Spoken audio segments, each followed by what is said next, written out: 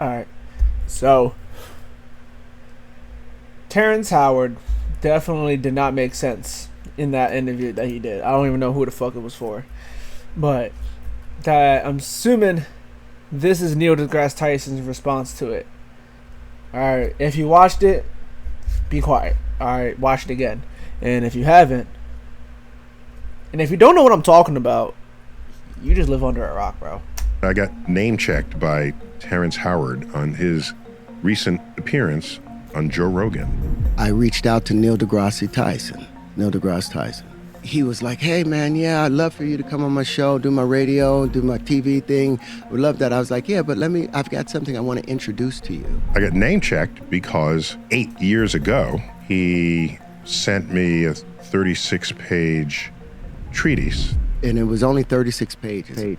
So this is Terrence Howard attempting to reinvent mathematics and physics. A little backstory there. I took initial interest in Terrence because my mother said to me, do you know Terrence Howard? I said, yeah, I know. You mean the actor? She said, yeah. Well, I heard him interviewed on NPR. On there, he said that like when he was a kid, he wanted to be like a scientist and study the universe. I said, well, that's cool. Okay, maybe we'll get him on Star Talk. We love talking to celebrities who have a sort of soft geek underbelly. At the time, I didn't quite know how to get in touch with him, but we met at something called the Upfronts, which is where networks present their next season's TV shows. I saw him at an event up front. And then this came in my inbox. In this particular case, since I basically solicited it from him, I actually spent time reading every line of all 36 pages. And I commented. My comments are in red here. You see that? So I spent a lot of time on it. And I thought, out of respect for him, what I should do is give him my most informed critical analysis that I can. In my field, we call that a peer review. You come up with an idea, you present it either at a conference or you first write it up and you send it to your colleagues. It is their duty to alert you of things about your ideas that are either misguided or wrong, or there's the calculation that doesn't work out, or the logic doesn't comport. That's their job. Not all ideas will turn out to be correct. Most won't be. But to get to that point, you need to know things like, what has everyone else said about this same subject? Am I repeating someone else's work? Is this a new insight that no one else has had, but has foundations that are authentic or legitimate or objectively true? Am I making a false assumption? Am I making an assumption that someone else has already shown to be false? All of this goes on the frontier of science. Let me make it clear that I'm delighted when I see people with active minds trying to tackle the great unknowns in the universe. It's a beautiful thing that people want to participate on this frontier. What can happen is, if you're a fan of a subject, let's say, a hobbyist, let's call it, it's possible to know enough about that subject to think you're right, but not enough about that subject to know that you're wrong. And so there's this sort of valley in there, a valley of false confidence. This has been studied by others, and it's called the Dunning-Kruger effect. It's the phenomenon where a little bit of knowledge, you over-assess how much of that subject you actually know. And then when you learn even more, you realize, no, I didn't know as much as I thought I did. So then there's a sort of a lull there. And then when you learn even more, you come back up. Ultimately, learning enough to know whether you were right or wrong.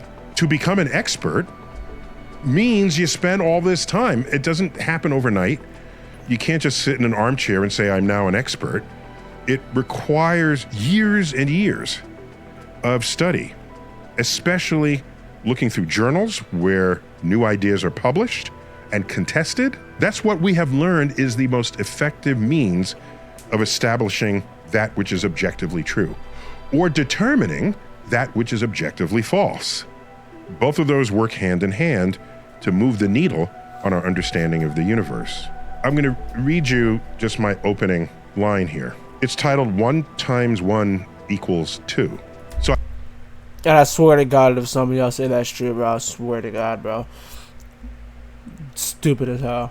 I lead off by saying, This is an ambitious work that is a clear indication of a restless, active mind. Within these pages, however, there are many assumptions and statements that are underinformed, misinformed, or simply false, thereby compromising or nullifying many of the subsequent conclusions you have drawn. That's exactly what should happen in a peer review out of respect for one another's intellect.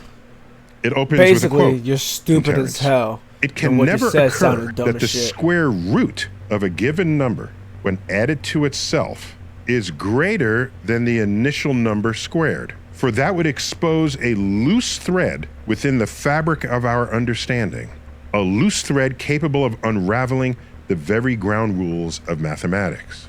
That's a bold statement. So then I just say, this opening thesis is false. There are plenty of examples of this that have escaped your attention.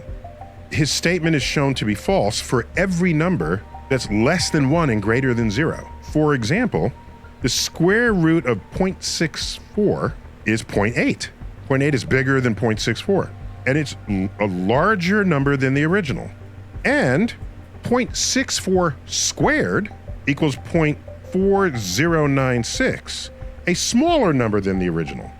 To the extent that the next 35 pages depends on your stated thesis, this fact undermines your claims and assumptions and conclusions. It's not about feelings here. It's about objective reality. So at the time, I considered Terrence a strong acquaintance. Then we hung out a bit. Damn. This game, He said I did. What do you mean? you're not ready did? for it. And had much exchange. We haven't spoken much since then. But go to page 2, and in here, he mentioned I would like to take a few moments to give thanks to the pioneers of the free thinking that have forged the way for all seekers, of truth, with an uncompromising devotion to a higher standard, the pursuit of knowledge, wisdom, understanding, discernment, insight, and reasoning, along with a deep appreciation of the eternal beauty that exists in all things. Many were persecuted because of the vision exceeded the myopic, the fuck, view of the phrases, whatever the fuck, nevertheless, what the fuck, nevertheless, they pushed through, and we, the children of men and the beneficiaries of the greatest sacrifices, Walter Russell, Nikola Tesla, John Keely, and many, many more. people who he declares were persecuted because their vision exceeded the myopic view of their contemporaries. Oh, I said it right. And he mentions Walter Russell, Nikola Tesla, John Keely, and many, many more. Regarding your list of people who have made brave sacrifices, I note that to be a genius is to be misunderstood, but to be misunderstood is not to be a genius. The work of Russell, Walter Russell, has eluded any experimental support, and the work of Keely is generally not reproducible. Science is about reproducibility. I can have the most brilliant, crazy, fun idea ever, and if I perform an experiment and no one else can duplicate that experiment, it belongs in the trash heap. It's me in my own world, thinking I have landed on an objective truth, when in fact I haven't. That's how science works, the reproducibility of results. As for the work of Tesla, much of it had very real value to physics and our understanding of electromagnetism, and that value is duly recognized by my community in the naming of a unit of electromagnetism after him. You can't get more badass than having a unit named after you. Newton has a unit named after him. For example, the metric unit of force is a Newton. Much of the rest of his work was fringe and unrealized, either for violating known laws of physics or for being simply impractical. Just because you do some good stuff doesn't mean everything you ever did is going to be great. I will further affirm that just because an idea sounds crazy doesn't make it wrong. The system of research and publications in peer-reviewed journals has the capacity to spot crazy but true ideas, provided they're supporting by compelling arguments, and ultimately supported by experiments and observations.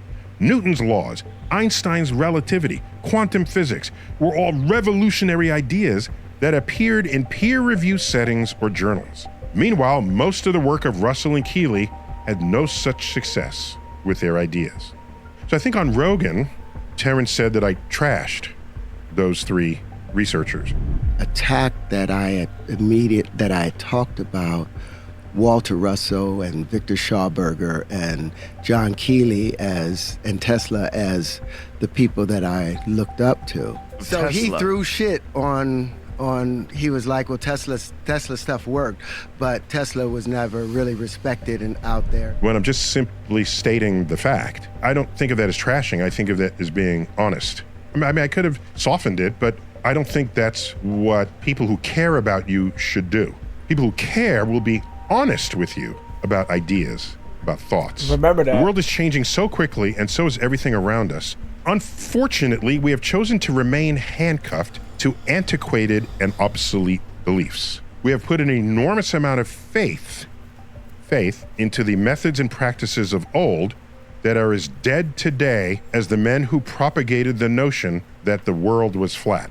So I say here, regarding your world was flat reference, it's not widely appreciated that the idea of a flat earth predates the introduction and development of the methods and tools of science as we practice them today. Those processes date back to around 1600, coincident with the invention of the microscope and telescope. Before then, truths were whatever seemed right to the senses. Afterwards, and to this day, truth was whatever the verified data obtained by your instruments forced you to believe if your senses otherwise contradicted the data. This fact means that there's no such misunderstanding on the scale of the flat earth in the era of modern science. And in multiple places throughout the treatise, he's attaching a number to a physical idea or a physical object. That idea goes way back, by the way. Go back to Pythagoras, famous for the Pythagorean theorem, which we all learned in 8th grade, was it, or 9th grade? Pythagoras was also a philosopher who tried to understand how things worked. He felt, among others in his group, that if you assign a number to something, the number can imbue that object with certain meaning and significance, which means then if you manipulate the numbers, that you gain insight into the objects themselves once you've assigned a number to it. There's a lot of that permeates this document, but it's a long disproven approach to the world. Again, there's nothing wrong with a failed idea. Now other people know to not do it, right? That has value. If we place a candle in front of a mirror, the measurement of light is doubled, is it not? It does not measure as only one light source. We actually see two lights. A light meter will show twice the intensity of light. This is false. He attacked it with such vitriol. Maybe that's too blunt. What else should I say? I'm a scientist. That's what I would tell a colleague. A colleague who then say, would thank you, and then we go out for a beer after, because that's how that works. And there's an old saying, I first heard it from Michael Dell of Dell Technologies. If one day you find yourself the smartest person in the room, change rooms. I say this is false. The light in the mirror appears dimmer than the source of light itself, for several reasons, starting with the fact that no mirror is 100% reflective. But more importantly, the candle in the mirror is always farther away from you than the candle itself. So the light meter will always read less than twice the actual value of the candle itself. I will note that Man, ain't nobody worried about this goddamn battleship. from this work, Terrence produces art, sculptural art, which I find to be intriguing, even beautiful. To me, more intriguing than beautiful, because you got to look at it and you keep looking at it, like, what is that? And what's going on there? I just want to read you my ending comments here. I could not follow the reasoning on these last few pages, but the illustrations that derive from them are beautiful, regardless of how they were derived. My notes have been strongly critical of your reasoning and conclusions. I was candid and blunt out of respect for the energy you have clearly invested in this work. But if you're sure that you are still right and that I have completely misunderstood your thesis, then you will need to look for another person to evaluate what you have done and solicit their comments. In any case, like I say above, the images and illustrations in your final pages are beautiful works of art, unlike any I have seen. Best to you, Neil. So, in case people wanted to know what actually went down, 8 years ago. Just always be cautious of the Dunning-Kruger effect. You put in a little bit of work and you have an idea, and then you think your idea is right and that Einstein is wrong and Newton is wrong and that everybody's wrong and that all of modern astrophysicists are wrong. That's bold. That's bold. Audacious. Bodacious. When continental drift was proposed, it was like, what? Land masses are moving on Earth's surface? That's a weird idea. That's going to be a hard sell. We think there's sort of upswelling of the, yes, locally, but whole continents move. That's crazy. It would take a few decades until ultimately, when we're mapping the bottom of the ocean, we find that there's a mid-Atlantic ridge that the ridges are separating. It's like bada bing. So the resistance to jumping on the idea that continents move was not because people were stubborn. It was because people are cautious. Any new idea needs to be put through the ringer. That's how science works. You put it through the ringer. Every possible test you can. Not just because it happens to look like South America fits with Africa. Any better evidence than that? Oh, wait a minute. Fossils matched between the west coast of South America and the east coast of Africa. Not recent fossils, fossils from millions of years ago. That's interesting. Things that make you go, that brought some more people over to the camp. You keep that up, and you reach a point where enough evidence is brought to bear on the question, and then you have a new emergent truth. But at the vibrant energy that goes on at conferences and the contest of ideas, that's how we roll. That's how it works. When Einstein came out with relativity, saying space-time curves, Al, what are you saying? What are you doing? Well, you can test it with a total solar eclipse. So the idea comes out in 1915, is published in 1916, 1919.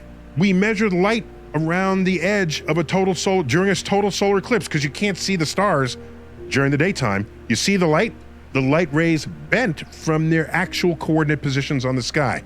Sir Arthur Eddington, an astrophysicist, provided the first experimental evidence for Einstein's general theory of relativity, which, by the way, was published in a peer-reviewed journal. Crazy idea. The platform to be accepted for the ideas is not social media. It is not Joe Rogan. It is not my podcast. It is research journals where attention can be given on a level that at the end of the day offers no higher respect for your energy and intellect than by declaring that what's in it is either right or wrong or worthy of publication or not. I wanted to post this to my website so you can see my comments mixed in with his treatise, but you got a sense of it. Thanks for listening. Thanks for watching. Bro. You're welcome. Neil deGrasse Tyson here. As always, keep looking up. And as always, get money, get bitches, and stay blessed. I'ma get dumb